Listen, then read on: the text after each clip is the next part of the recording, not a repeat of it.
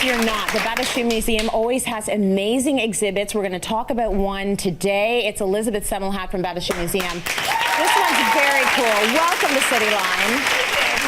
Now, we all know the term fashion victim. We use it all the time. There's a whole show called Fashion Police, and it's all about someone who's taken a trend and worn it like completely wrong. You've taken that term and you're using it very differently for this exhibition. That's correct. Okay. And so, exactly, we wanted to take that term that everyone uses, but actually see how sort of nuanced we can be in its application in the 19th century. Right. So, for example, you have this boot. Beautiful, right? It's gorgeous. And some might handcrafted. say handcrafted. Some might say that it was worn by an upper class woman who might have been a fashion victim as she tried to squeeze her feet into this very, very tight shoe. Mm-hmm. So you imagine this shoe, this boot, being worn in a very luxurious environment by a very wealthy woman. But very few exhibitions, very few historians ask the next question: who made it? Right. The story of this shoe isn't just the story of who got to wear it. Embedded in it is also the history of the maker. Mm-hmm. And so the woman who got to make this shoe probably never could have afforded a boot like this. She was working alone, or maybe her kids were raging around her, working at night by candlelight for very little pay. Yeah. And so she herself was a fashion victim. Very clever. You know, so imagine this boot interesting. in that environment, and then imagine it in the well-heeled environment. Yeah. And you can see that that's one of the themes that we explore. I think that's so cool. Okay, we've got some images as well that we want to show. Speaking of being a fashion victim, this looks so comfortable. I know.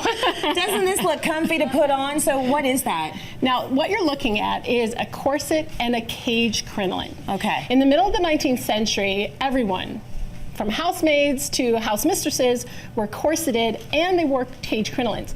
Cage crinolines were considered to be this modern invention that helped women have a very voluminous dress, yes, but not have to wear tons and tons and tons of heavy petticoats. Right. The problem with cage crinolines was that they got so large that as people, women who were walking, they might brush up against the fire in the fireplace. Ooh, yes. Or a candle on a table. Yes. And without all of those layers of petticoats to help dampen a fire, and yeah, instead under the crinoline you can see it's just open air. Right. That would feed a fire, and it would cause these women to go up in flames. Interesting. Oh so my gosh. it comes in as fashion. And then you can't get out of it. No, there's no stop, drop, and roll in this. No. Right? And You're stuck. You are completely stuck. And so this was a fashion that went across socioeconomic boundaries. Okay, so everyone was wearing it. Everyone was wearing that, but of course we're a shoe museum. Yes. And so there were shoes related to the wearing of crinolines. Prior to the invention of this cage crinoline, women were wearing all of these flat-soled shoes. Right. The heel had gone completely out of fashion at the beginning of the 19th century. Wow, look at and that. Talk about, again, fashion victim. Look at how narrow That is that is. tiny. This is what people were expecting women to actually wear on a daily basis. What if you were like, you know, size 7 wide? What do you do? What you did actually was you layered your toes one on top of the other and crammed them into the shoes. Oh my goodness. You'll also notice that that pair of shoes, or that single shoe, is a brilliant green. Mm-hmm. One of the things that happens in the Victorian era is that nature is basically being denuded by the industrial process. Mm-hmm. And so Victorians become obsessed with flowers. Yeah. They want, at least give us some flowers, even if they're artificial flowers. And the color green, which was very natural and verdant, comes into fashion. But many green colors were made using arsenic.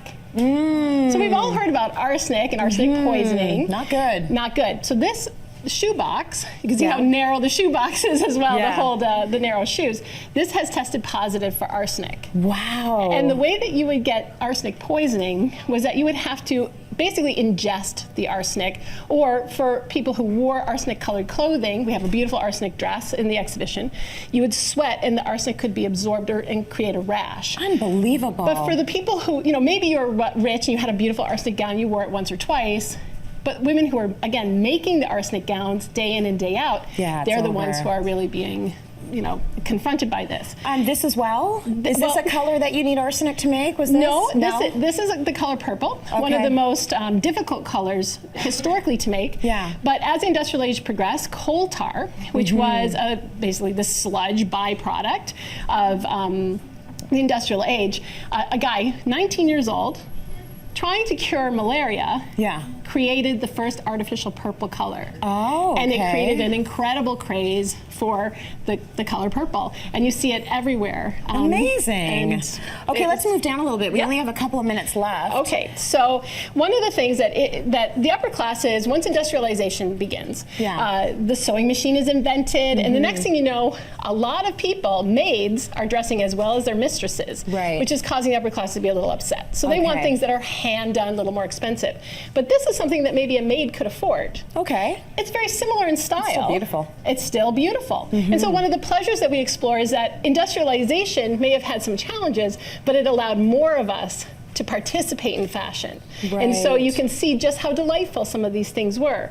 And again, thinking about the corsets, button hooks, a lot of people think of 19th century button hooks as sort of the, everyone had to have them. And that's because when you were corseted, how did you bend over and do up your boots? You needed to actually have the instruments that allowed you to do it. Okay, now can we talk about these? Because these look like shoes for little kids. Yes, these are shoes for little kids. So we don't leave men out of the story. Yeah. We include top hats. I'm sure a lot of people have heard of the Mad Hatter. Yes. And Mad Hatters actually were hatters who went mad from mercury poisoning. Oh my gosh. Which was used in the felting of fur in order to make top hats. And then I also wanted to include these shoes because here you can see a shoe worn by a child of the working class, and here's a little boot of a privileged boy, and you can see right away how discursive fashion was. You could tell immediately from somebody walking down the street the have from the have-nots. Absolutely. One of the things in men's fashion was that they had to be shiny. And so everything was about your shiny top hat, your nice crisp